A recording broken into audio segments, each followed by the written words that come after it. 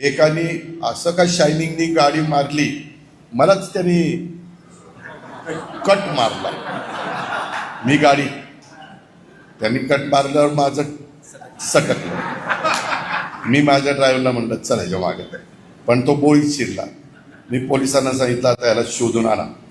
पोलिसांनी आज मला तिथं त्याला दाखवला, त्याच्याकडे लायसन नाही, काही नाही. म्हटलं का रे बाळ, कशा करता तू असं वागतो, तुझी चूक होती का? होती. का नाही थांबला? मी घाबरलो, तुम्ही मला पकडून पोलीस मला नेतील म्हणून.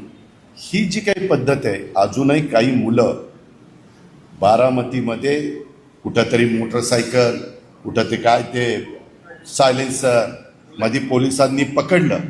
मी पोलिसांना पण सांगतो, तेही ऐकत असतील, त्यांना माझी विनंती आहे, तो कुणाचाही माझ्या जवळचा असो लांबचा असो, तो बारामतीकर असेल किंवा बारामती शहरामध्ये तो नियमाच्या पेक्षा चुकीचं वागत असेल तर त्याला पकडायचं आणि रीतसर जी कार्यवाही असेल ती करायची, त्याला सोडायचं नाही. आणि त्याचे सतत असे प्रकार, त्याची प्रवृत्तीच ती असेल तर 3-4दा खटले भरायचे आणि नंतर पहिल्यांदा तडीपार करायचा.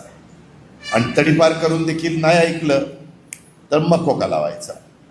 त्याला पुढच्या 4 पिढ्याच आठवल्या पाहिजे. तुम्ही सर्वांनी नीट वागा, कुठंही कुणी